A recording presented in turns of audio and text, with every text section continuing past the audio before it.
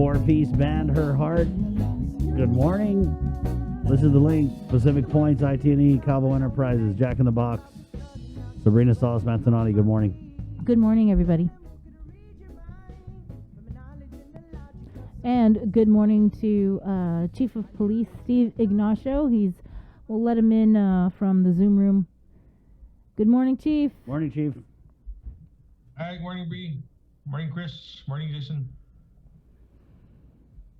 Thanks for joining us, Bri. Go ahead, get right into it. Okay. Well, thanks, Chief. I know you've been busy. Have you heard anything? What is the latest? Because we did speak with Melanie Guerrero. She was on with us earlier this week. She had a lot of high praise for the job that the Guam Police Department has done relative to this murder case of her son, Michael Castro, Chief. So I don't know if you heard the interview, but she did speak very highly of not just the officers who have been working the case, but the department in general. Mm-hmm. Yes, I did have a chance to meet with Melanie before Nicholas. I think Nicholas had already landed on Guam, but before his initial hearing with the district court, because he was extradited to Guam through the U.S. Marshals. So I did talk to her, and I kind of let her understand how we do things as investigators of the Guam Police Department. I've been an investigator, as you know myself, and I've worked many homicides and having to deal with many families throughout the years. And so I kind of explained to her the process of why we keep things close to the chest, and we even if we'd like to disclose to the family what we know, there are a lot of things that we don't discuss because as a matter of sensitivity for the case and making sure that we can move forward. But yes, I thank Ms. Guerrero for acknowledging the hard work of the men and women of the Guam Police Department, not just like you said CID, but the Guam Police Department as a whole. Their involvement of this case from the beginning to where we're at today.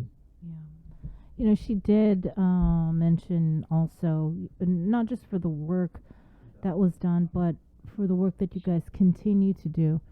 And, she's just hoping and praying that, his body, Michael's body, will be found. Do you have any updates on, or anything that you can release with regard to the search for Michael's body, or the possibility of any other arrests that will be made, or in fact, if any other arrests have been made? No, like I said, at this point, this, although arrests have been made, this is still a very active, ongoing investigation. So, we don't want to disclose any other information other than what we're making available through the magistrate's complaints at this point. Mm-hmm. And I think we're all waiting also for an indictment and whether or not the grand jury will return a true bill. They did already for Nicholas in the drive-by shooting. So right. I guess we're all waiting with bated breath on that. But I did want to ask you about your reaction to this decision in order, very stinging decision in order by the chief judge over at the district court with regard to the Richard Gapison case. And as you know, that was a major drug case. I mean, he was caught with, I want to say 1,000 grams or 100 grams with a street value of $500,000. And so I'm not sure if you're aware of that decision in order, but there were parts of it that was kind of concerning. Well, actually, the whole thing was concerning. But just the mention about information that Gapison had provided as a cooperating defendant, about details about criminal activities in which local government employees and 3 separate government entities may be committing. And then there was another part in this decision in order where the judge was criticizing how the information that he provided wasn't necessarily being shared between the federal investigating agencies. And there was one of the reasons that was given was that agents testified that the sharing of information with the local task force could and has, in fact, led to compromising leaks, which in turn have affected major criminal investigations. So I'll start there in terms of your reaction, whether or not you heard of any allegations of corruption? No, Bri. Matter of fact, I haven't even had a chance to read the document that you sent forward to me. I'll definitely make time today to read it, and I can come on to the air tomorrow and kind of give you my perspective on it.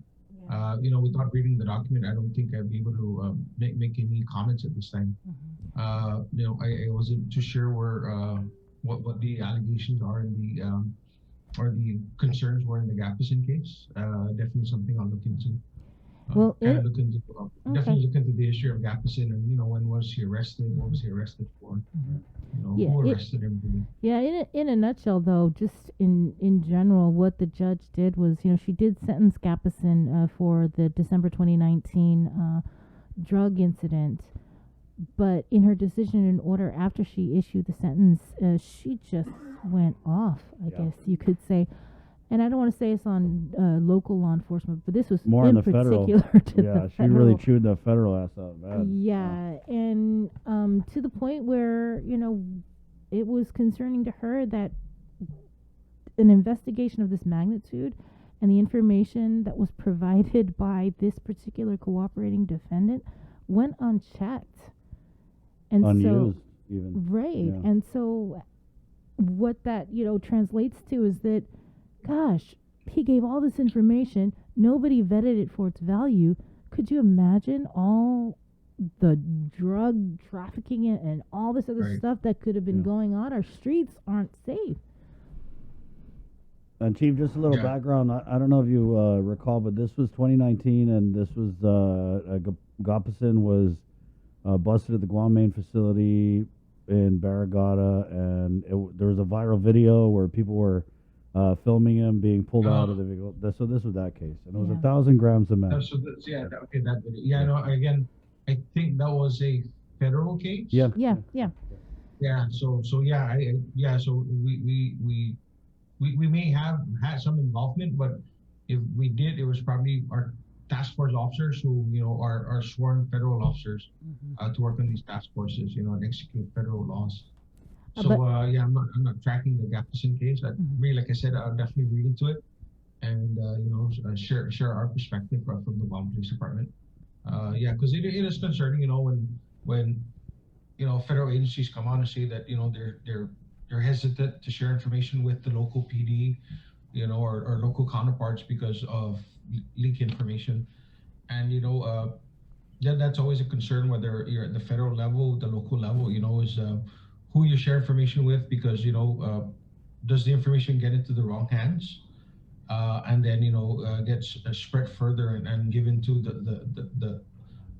the people that you're actually investigating, because you have people that are sharing information that they shouldn't be. I guess it's just kind of I feel like we're all supposed to be on the same page. Yeah, and in this war against drugs together, and even just setting GPD aside, just talking strictly on the federal side, that order was really eye-opening and really concerning. Everybody should be concerned and take the time to read this, and you can read it on KUAM.com for anybody that cares. Right. And hopefully a lot of people care. Yeah.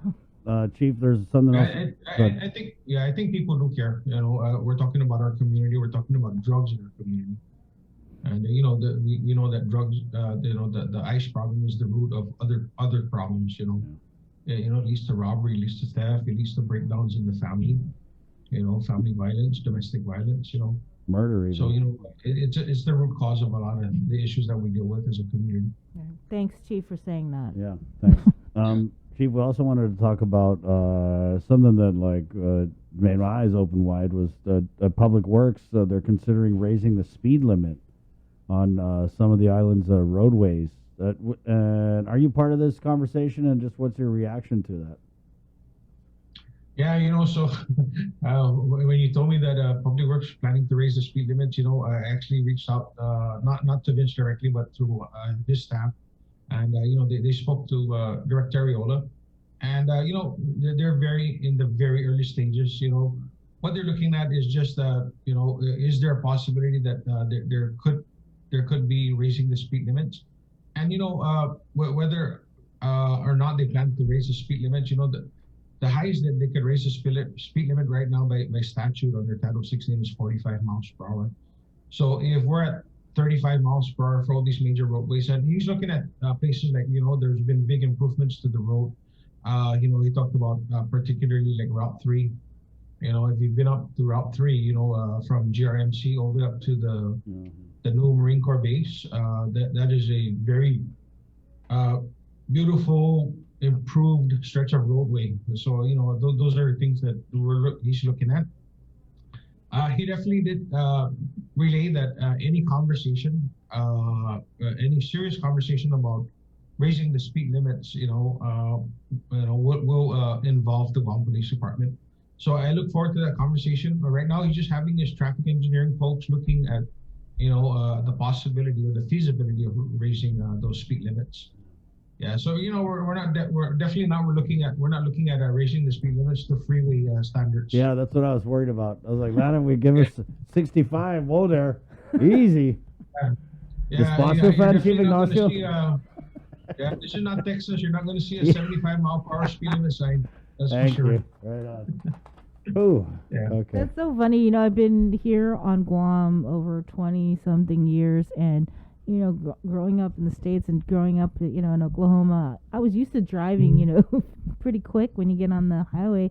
But when I go back, I can't get on the interstate Scary. and drive. Yeah. It's like I'm so used to going the cool 35. I can't even do the on-ramp into the freeway without like sweating and Yeah. my palms are sweating. It's like scary. And I feel like everyone knows I'm from Guam. And so I'm the complete opposite of you two, because I look when I go off island, for family trips or conferences or whatever, I look forward to driving on the freeway. It's kind of liberating. Yeah. And it's kind of liberating to be able to go 75 or 65 or Open it up a little, right? Yeah, I love driving on the freeway every opportunity I get. Well, I mean, you came from highway patrol, so I can see why. Mhm. Probably pretty good at it. Yeah. We got to put him it's- into that training that you guys do, the deputy chiefs of police. I like driving slow, though. I'm careful. Chief, while we're on the subject of driving, I don't know if you had any more info on this. Was there like an administrative investigation into the... so was it like one officer and then two civilians? Yeah, you guys sent a press release. I was already off work yesterday. Bri, let me start off with this. Yesterday we finally were able to, I believe it was yesterday, we were finally able to give out the press release on, the arrest of 3 of our employees. And at the same time yesterday, we had a very nice completion ceremony or graduation ceremony, if you will, for our Project View Youth Summer program. And it's very disheartening for me that here I go again, having to talk about the conduct of off-duty employees, overshadows something as good and positive as our Project View Summer Youth Program. And I really like I really prefer to be in front of KOM and in front of the camera talking about that good project. But once again, I have to sit down here and explain to the public about actions that I've taken against the employees and the decisions that they made off duty. It just overshadows the good, the many good things that the police officers do. I mean, there were a bunch of police officers who were mentors in the youth summer program. But, be that as it may, yes, there is an administrative investigation ongoing. Yes, this case does go back, I believe, to late June. And yes, when I was informed, I immediately placed, based on the information that I had available to me at the time, I did decide to place one of the employees on administrative leave immediately while the investigation was ongoing. And it was through the course of doing the administrative investigation that I determined that a parallel criminal investigation regarding DOI had to be conducted. And so I pulled in the Highway Patrol Division And I told him to look into this because I'm concerned that there may be DUI involved here, because it's what I believe led up to the other incidents related to these employees. And and I told Highway Patrol, if probable cause exists, and you believe that probable cause exists to make an arrest for DUI, then by all means execute those arrests, because we need to. I need to hold these people accountable. We need to do our own investigations. Let's not just pass this off again to the AG's office. We are police officers. We are charged. We have that duty and responsibility to make arrests when appropriate. And so, the arrests were made, and we've closed the cases and forwarded them up to the AGs. But man, it's just really, really disheartening that such a good thing that we did yesterday is now being overshadowed by, the arrest and the administrative now investigation that's ongoing with these 3 employees. You should see the faces on those kids, the faces on the parents. And I want to talk about that because Sergeant Paul, one of the last things that he announced was that each of those kids were all going to get 1 credit towards their high school credits. And I saw one of the parents, kind of like, yes, they're very excited, because it could be just that 1 credit that, their son or daughter needed, right, to get through high school, or making sure that they get through their senior year. Yeah. But, it's just disheartening. Yeah. But, it is what it is. As the chief, I have just to deal gonna with say- it, and I just have to move on. I was just going to say, Chief, it is what it is, but we don't think that the conduct of these 3 employees overshadows Project Q. Seeing the kids, seeing it on Instagram, talking with Sergeant Tapao, it's a great thing, and you guys do a lot of great things. We won't let the few bad apples spoil the whole bunch around here. Yeah, and thank you for that, because day in and day out, there are more good things that the police officers do than there are bad things. And unfortunately, like I said, news sells, but sometimes bad news sells better than good news. But it is what it is, like I said, and just have to deal with it as a department, as a chief. And I just want to make sure that we don't let these things overshadow the really good things that we're doing with our community and connecting with especially our youth. Right. Okay, so I'll reach out to Sergeant Tapao. Maybe we can get him on tomorrow and talk a little bit more about the Project Q. Mm-hmm. Yeah, absolutely. Let's focus on that. There's really good stuff, and man, all they kept asking me yesterday at the ceremony was when's the next one? When's the next one? I mean, these are the adult, the partners from the nonprofit and the government. We're actually looking forward to the next one, and I really have talked to Sergeant Maggie Napke and Sergeant Paul. I really would like to do maybe a mini camp during the Summer. Christmas break. Right. Okay. Yeah. I think there's like a 2-week break period, between Christmas and New Year. So maybe we can do something there. Mm-hmm. Thank you, Chief. Make sure to sign us up as Yeah. one of the mentoring partners. Yeah, that was actually one of the suggestions. I think it was Miss Samantha Taitano from Manialo. She goes, it's good if we can continue that connection that the police officers, the mentors, have with the kids that were in the program. And I said, that's a good idea. Let me have that discussion with Mr. Fernandez from DOE, and maybe I can get these mentors to come in and visit at least maybe on a monthly basis. Go in and do a checkup, with their kids that they mentored. Making sure that they continue to provide that good advice, making sure that they provide the check in and just see how how are you doing. Continue to encourage them to make good decisions. And just be something positive in your life. Amen, Chief. Thanks for stopping by, Chief. Appreciate it. Thanks, Chief. I appreciate it. Thanks for having me on. Take care. Have a good day. There you go, Chief of Police Steve Ignacio. Good job today, Jason. Good show, guys. A lot of info. Right on. Joe, sir, good job. Bree, awesome work. Good job, Christopher. Thank you. This has been the Link Pacific Points, Cabo Enterprises, ITNE, and Jack in the Box. My name's Chris. Until tomorrow. Esta. Adios! The KUAM Care Force